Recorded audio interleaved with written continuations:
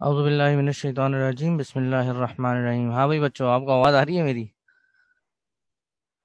मुझे अगर एक दो जवाब मिल जाए चैट में तो मैं कार्रवाई शुरू करूँ।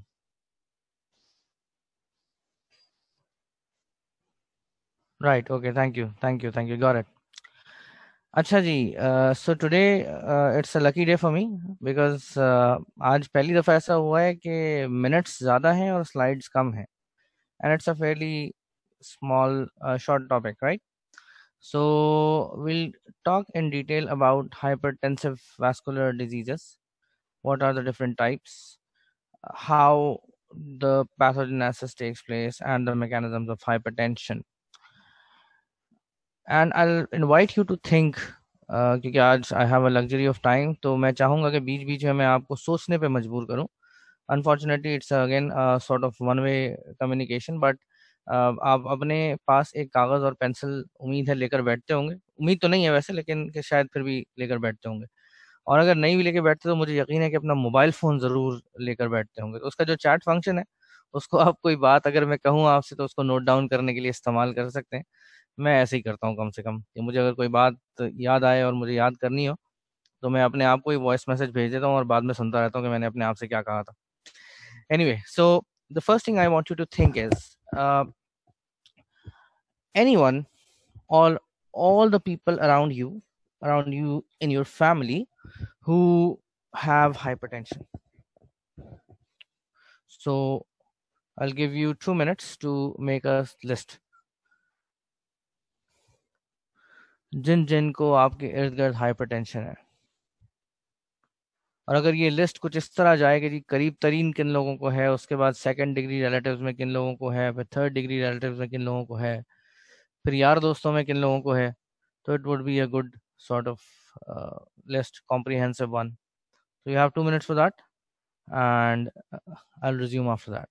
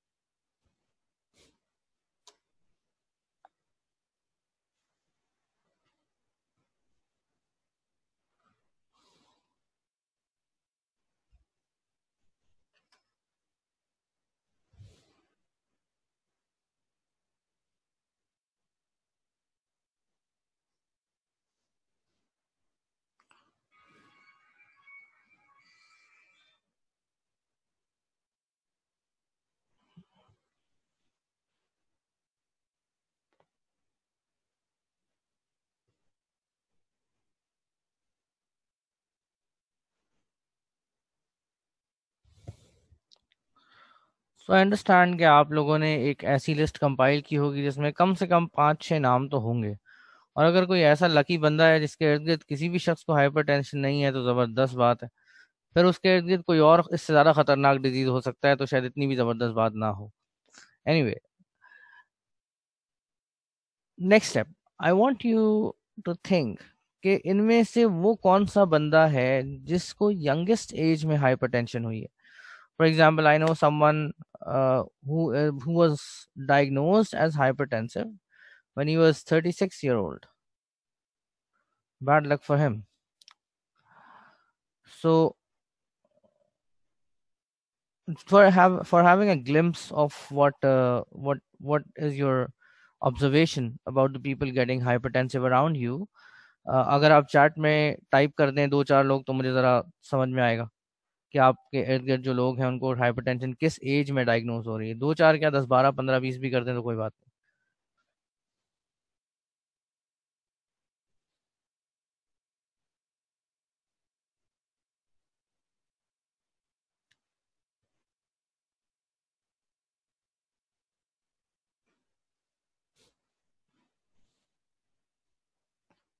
प्राइवेटली नहीं कीजिएगा, और टू एवरीवन कीजिएगा, ताकि सबको पता चले कि आपके इर्द गिर्द लोगों का क्या हाल है। 40+, 40, 45, 50, यार बड़े बुढ़ापे में जाके लोग तुम्हारे इर्द गिर्द हाइपरटेंसिव होते हैं.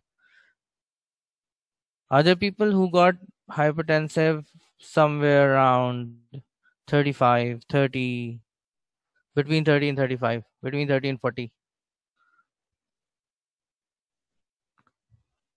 Acha, even there's something to think about. If the guy is getting diagnosed as hypertensive around 40 years of age, that means he might be having that problem on and off from maybe like, yes, from maybe like 36, 37, 38 years. उसके बाद उसको होश आया कि मैं अपना blood pressure check कराऊं, and then that guy personally got aware कि यार मुझे तो hypertension है. Now I want you to think in terms of the damage it will produce in relation to the next 20 years. For example, a guy become 30 hypertensive at 35 years of age, and then over the next 2 decades he or she sustains so much damage.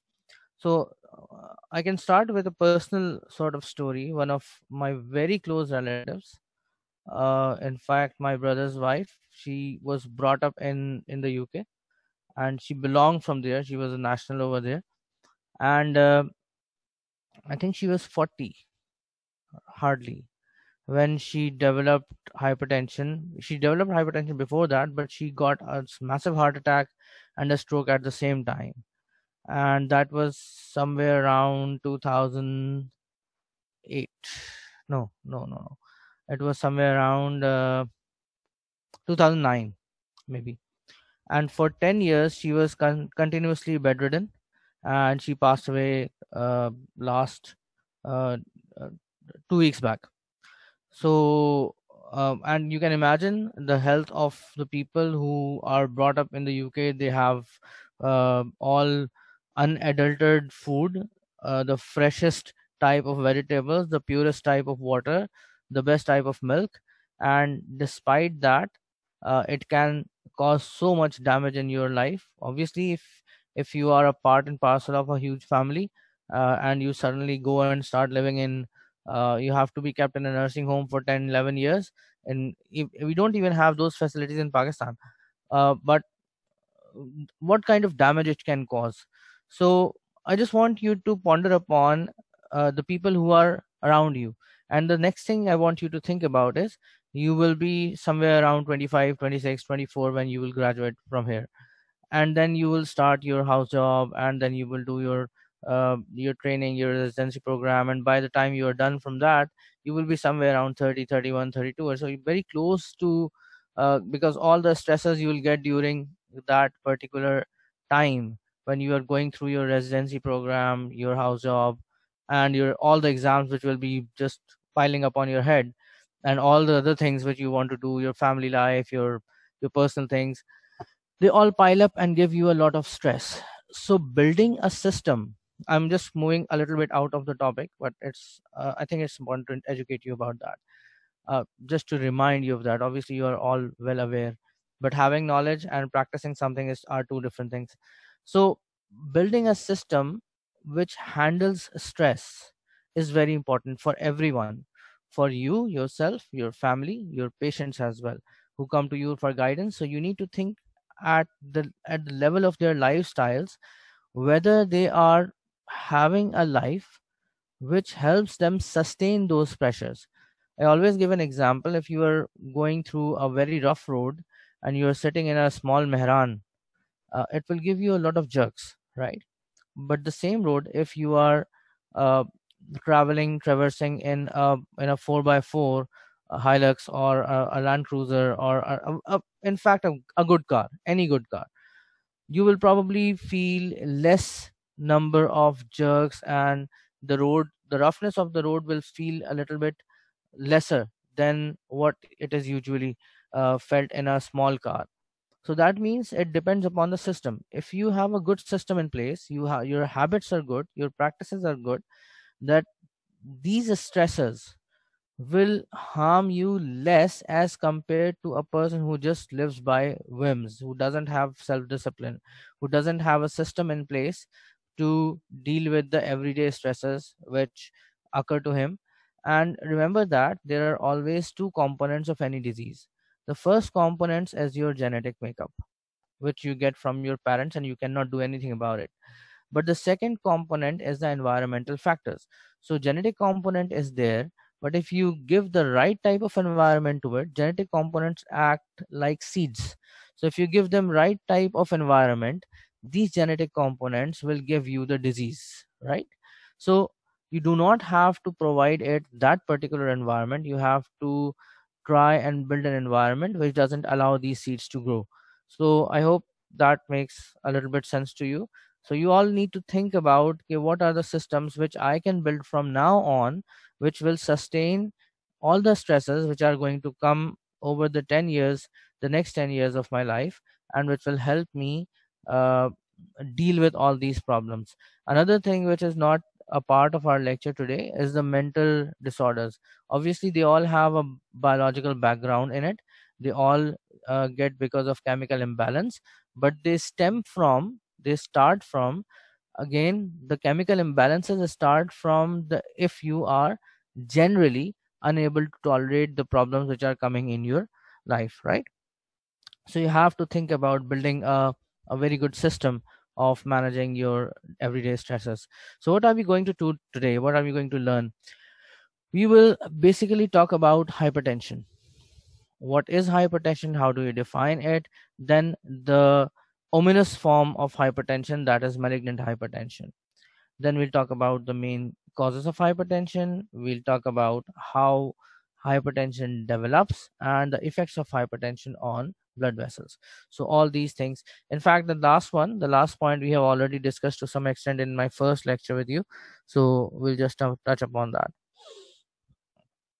So how do you define hypertension? So if you are having a sustained diastolic blood pressure of above 90 millimeters of Hg and a sustained systolic blood pressure of 140 millimeters of Hg, this will be defined as hypertension, right? These guidelines keep changing, so you need to look at keep looking at the latest guidelines. Pre hypertension कौन सी है, hypertension कौन सी है, कौन सा red zone है. So they keep changing all the time. um, why is it important? It is important because obviously, you, according to the guidelines given by different agencies, you will, and the agency um, the organization which is running the place where you are uh, practicing, the guidelines of that particular agency would be important. So if we talk about a misnomer first, initially it was thought कि जैसे जैसे आपकी age होती है, as you grow up, the the need for sustaining a higher blood pressure increases. So they called it essential hypertension, hypertension जो कि ज़रूरी है ताकि आपकी बॉडी की जो गिरती हुई कंडीशन है उसको प्रॉपरली ब्लड पहुंचाया जा सके. So people would think कि जी this is an important aspect of growing, that this hypertension should occur because it will help in um in providing blood circulation to all those organs which are now getting less efficient due to age. But then we found out that it is dangerous. So it's not, there's nothing called essential hypertension. So it is a misnomer. So the opposite of hypertension, what happens is that the some people experience low blood pressure. So what happens when there is low blood pressure? You do not get enough organ perfusion, the organs do not perform well, and it can lead to tissue death. We have already, you might have covered thrombosis and embolism, and you would have seen कि किस तरीके से अगर कोई thrombus आके किसी जगह पे वेसल में ब्लॉक कर देता है उसको, तो आगे का पूरा एरिया हाइपोपरफ्यूज होता है and the tissue start dying. So what happens on in the opposite, at the opposite end of the spectrum? So when the blood pressure rises above the normal level continuously, it causes vessel damage. And you might have remember कि जी atherosclerosis भी होती है. And then end organ damage, kidneys get destroyed, the brain is affected, cardiac problems arise, and atherosclerosis, which is mother of probably all the cardiovascular diseases and the cerebrovascular diseases. So before we move on, I would like to spend some time on this particular slide about how blood pressure is maintained. So it's the normal physiology. You would have already studied that. KG, blood pressure is is a combination of two factors. One is the cardiac output, and the other one is peripheral resistance. So cardiac output itself is maintained by two things: the factors which reside in the heart, for example, how fast the heart is beating, that is heart rate, and how forcefully the heart is beating, that is contractility. अगर आपको याद हो तो आपने physiology में पढ़ा होगा कि जो एथलीट्स होते हैं उनका हार्ट रेट कंपैरेटिवली स्लो होता है, because their heart beats much forcefully, so it doesn't need a higher heart rate to pump the enough blood to the body. Then blood volume, how much blood is there in the body. So it is a function of how much sodium is there, because it retains water. What is the frequency, or what is the concentration of mineralocorticoid hormones and atrial natriuretic peptide. So it will either cause water retention or water let down through the body. Then the next part is peripheral resistance, कि जिस bed में blood जा रहा है वो उसको कितनी ज्यादा रेजिस्टेंस पोज कर रहा है. So there could be two factors: either they are humoral factors, and there are, or you can call it chemical factors, and or there are neural factors. So there could be your autonomic nervous system either causing dilatation of the blood vessels or the constriction of blood vessels, or there could be certain vasoconstrictors and vasodilators. This particular chart makes a very good uh, resource for your MCQ preparation. So there are certain constrictors, and then there are certain dilators which will cause arterioles to either expand or contract in their response. So in general there is a balance between these two, और जब ये balance out होता है तो उसके नतीजे में vasoconstriction होती है. Then there are certain local factors as well. Now it you might if you might have studied already in pharmacology कि जी हम कितनी सारी drugs use करते हैं hypertension के अंदर. If I go back to genetics, you would understand कि जनाब there are certain disorders which are monogenic, जिनको हम Mendelian disorders कहते हैं. Then there are certain disorders जिनको हम कहते हैं कि ये sex linked disorders हैं. Then there are disorders जिनको हम कहते हैं कि ये इनकी multigenic inheritance है, तो या multifactorial है. So now if we talk about hypertension, diabetes, all these diseases are multifactorial. That means that there would be multiple genes spread around your genome which would be controlling or which would be affecting how the blood pressure is maintained. किसी की product ज़्यादा कम होती है तो उसके नतीजे में क्या नतीजा निकलता है कि जनाब या तो ब्लड प्रेशर बढ़ जाता है या कम हो जाता है. So how much that particular gene is expressing itself. So when we come back to what we are looking at through the sphygmomanometer, it all goes back to your genetic background finally.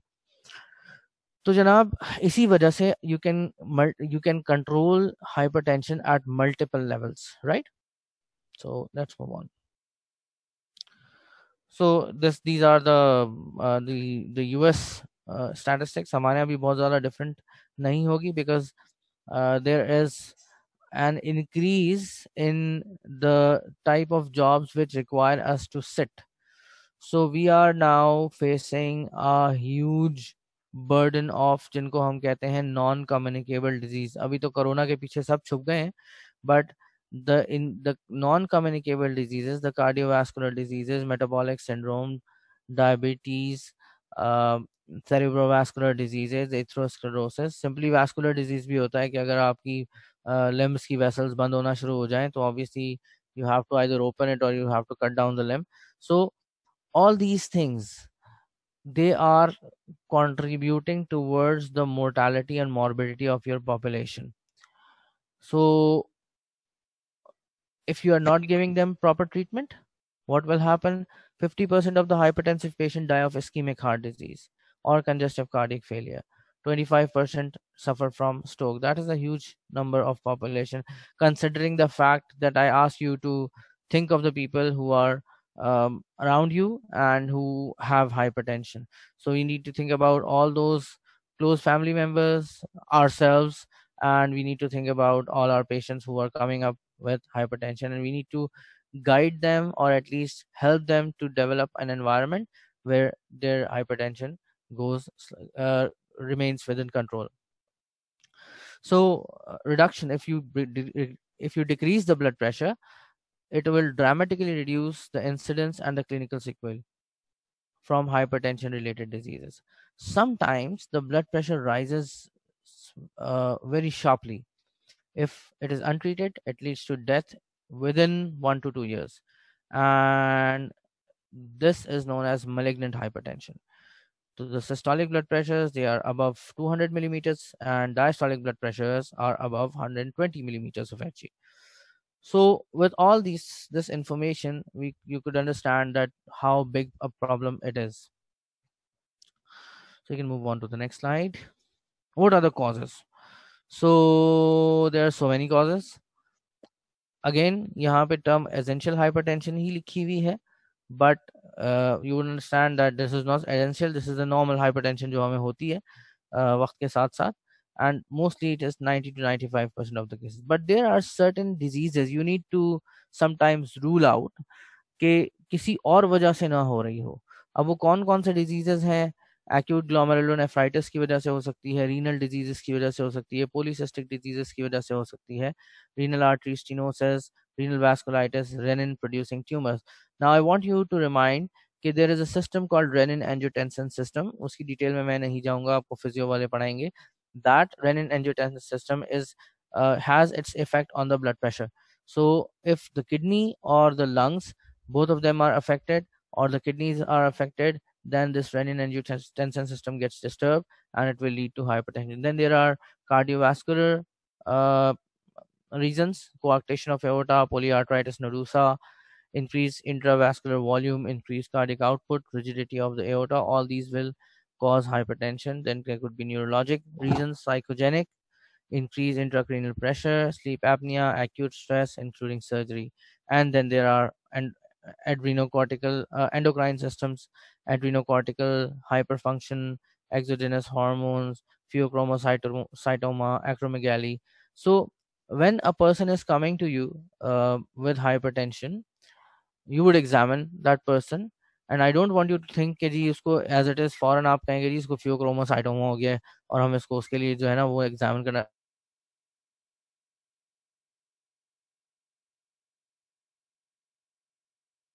अच्छा जनाब, सो यहाँ थे हम. तो different causes, आपने ये नहीं करना है कि you go towards the most rarest cause and start investigating it. You start from the commonest ones and then you go towards the rare ones, right? Acha ji, how does the hypertension start? So what could be the cause? It could be the reduced renal sodium excretion due to different reasons. Sodium excretion कम हो जाती है, तो उसके नतीजे में जब sodium retention होती है, sodium retention, when the sodium is there, it retains water as well. It doesn't allow the water to go into, so there's increased water in the body, so which means their blood pressure will rise, right? So the blood pressure, when the blood pressure rises, the kidneys start excreting additional sodium. So आप जो जो treatment देते हैं उसके अंदर आप किसी तरीके से डिफरेंट डिफरेंट डायोरेटिक्स दे सकते हैं, डिफरेंट इस तरह की ड्रग्स दे सकते हैं जो कि सोडियम रिटेंशन को कम करती हैं. नतीजा निकलता है कि ब्लड प्रेशर वापस नॉर्मल एंड पे आ जाता है. Then increase vascular resistance. So vasoconstriction जो है या structural changes in the vessels है, एथेरोस्क्लेरोसिस है, it can also cause increase blood pressure. Then there are genetic factors. Initially हमने थोड़ी सी बात की थी. There are a number of genes which would affect all those systems which are regulating the blood pressure. So if these genes, their expression is affected, their expression is not as per the normal requirement, the blood pressure will rise. So कौन कौन से हो सकते हैं? Angiotensinogen receptor के polymorphism हो सकते हैं. पॉलीमॉर्फिज्म अदर रेनिन के सिस्टम्स के हो सकते हैं, रेनिन एंजियोटेंसिन सिस्टम के.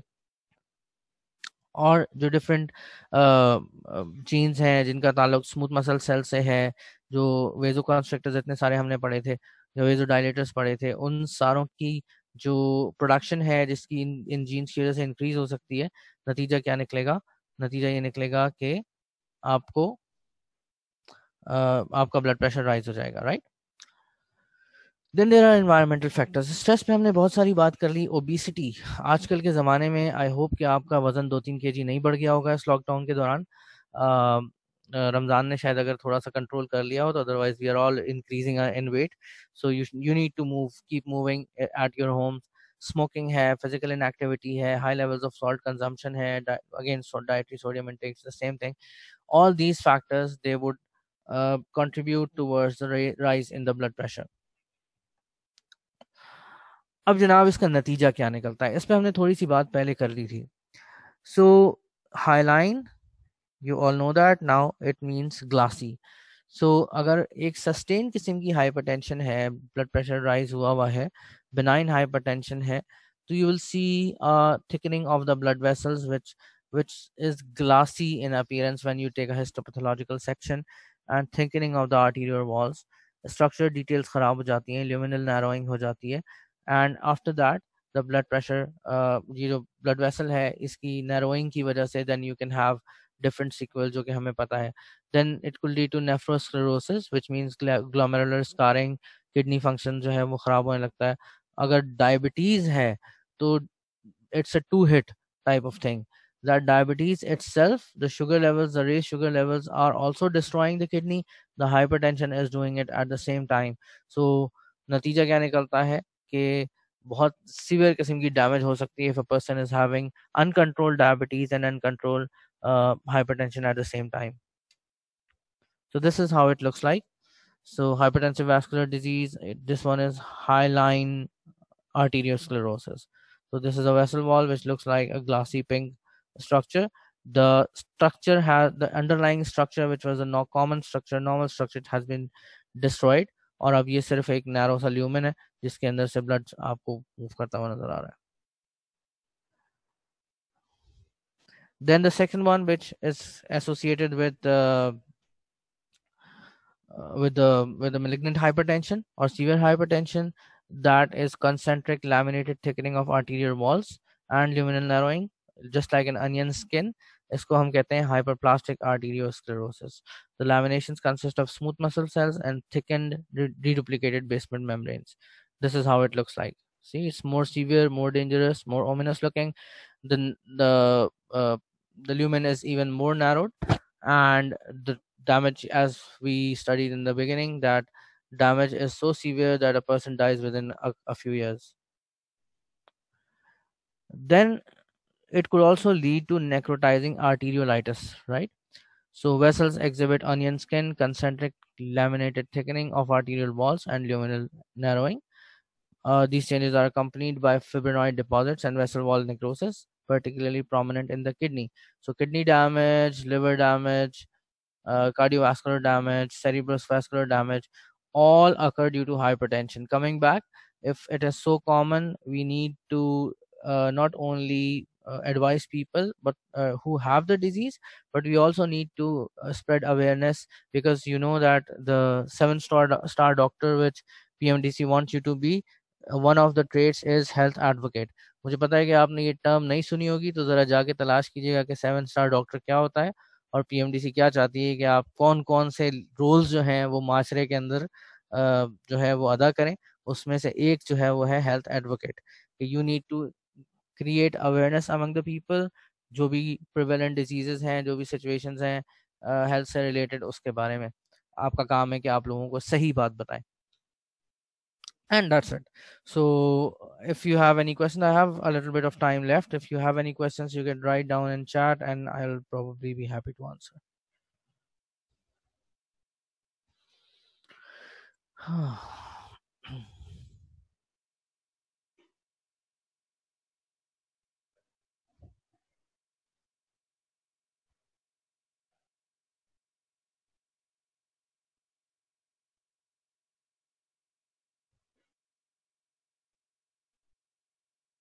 Oh, the onion peel is like when you do a histopathological section, there are two things, right? You can differentiate between these two. For example, this one looks like if a cut onion, right? There are multiple layers, and this looks much denser as compared to this one. See, This one is glassy, and the lumen, probably we cannot compare these two, but the lumen seems much better in this case. You see, it's a concentric ring, just like there are rings in the onion. इसको कहते हैं onion scanning, like type of arteriosclerosis.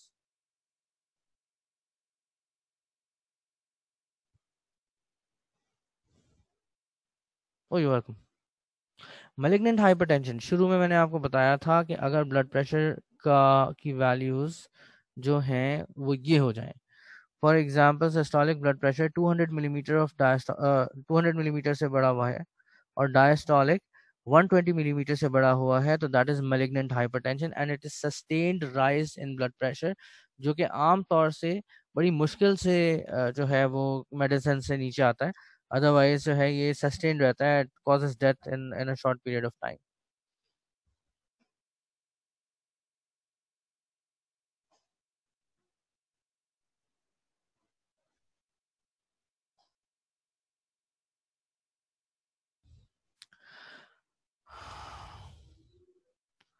Well, the first question, a 20-year-old with a sustained BP of 140/100, you need to get yourself investigated, right? कि ये blood pressure क्यों rise हुआ हुआ है इसके अंदर। जब जब हमारे पास कम एज पे हाइपरटेंशन आती है ना, then it is time to think about the uncommon causes, कि खुदा ना खास्ता कोई ऐसी कोई चीज़ तो नहीं है, एंडोक्राइन एबनॉर्मेलिटी तो नहीं है, या कोई इस तरह की चीज़ अंदर ग्रो तो नहीं कर रही जिसकी वजह से जो है वो हाइपरटेंशन है। But you don't need to worry about बहुत ज़्यादा कि जी कोई यकीनन कोई चीज़ होगी। एट टाइम्स यंग एज के अंदर भी ब्लड प्रेशर राइज होता है, बट इसके अंदर सेकेंडरी कॉजेज को इन्वेस्टिगेट होना ज़रूरी है। So the person needs to go to a, जिसको हम कहते हैं मेडिसिन का स्पेशलिस्ट, एंड अच्छा सा स्पेशलिस्ट होगा तो वो उसको अच्छे तरीके से इन्वेस्टिगेट कर लेगा। ट्विन्स अगर एक दूसरे को तंग बहुत ज्यादा करते हैं तो यही रोल हो सकता है, अदरवाइज तो मेरे ख्याल में और कोई रोल नहीं है हाइपरटेंशन का, because two people of the same age living together, probably competing for resources. So the okay, ये प्राइवेट क्वेश्चन तो मैं आपको बता देता हूँ क्वेश्चन क्या था। क्वेश्चन ये था कि ट्विन्स जो हैं वो हाइपरटेंशन में क्या रोल अदा करते हैं। So probably there competing for resources, एक दूसरे को मारते धारते रहते होंगे, तो इस वजह से टेंशन होती होगी, तो इसकी वजह से हाइपरटेंशन हो सकती है। नॉट एज सच कोई बायोलॉजिकल रोल नहीं होता है इसके अंदर। ओके बच्चों, थैंक यू सो मच। इंशाल्लाह आप लोगों से फिर जिंदगी मुलाकात होगी। Pregnancy, there is something called pregnancy induced hypertension. ये आपको गायनी वाले पढ़ाएंगे, वैसे मेरा तो काम नहीं था ये पढ़ाना। जिसके अंदर आपको प्री एक्लैम्पशिया, एक्लैम्पशिया, ये टर्म्स हैं। ये हाइपरटेंशन जैसे ही प्रेगनेंसी खत्म होती है उसके फौरन बाद नीचे आ जाती है। So but in some cases pregnancy induced diabetes and pregnancy induced hypertension they sustain.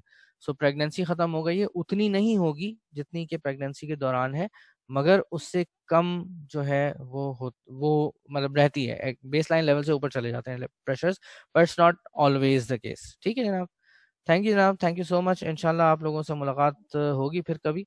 और जो है वो अगर आपको समझ में आया हो तो अच्छी बात है, ना समझ में आया हो तो आप मुझे इनबॉक्स में आके, इनबॉक्स से मुराद जीमेल पे आके मुझे, DHS की मेल पे आके मुझे छेड़ सकते हैं। I would be happy to answer. ठीक है जी। और अगर आप यहाँ आए हमारे इस कैंपस, तो आप DMC वालों को कह रहा हूँ, तो आप आए तो आके मिल भी सकते हैं अगर आपको कुछ पूछना पाछना है तो। थैंक यू जनाब, थैंक यू सो मच। अल्लाह हाफिज़, फिर आप लोगों से मुलाकात होगी।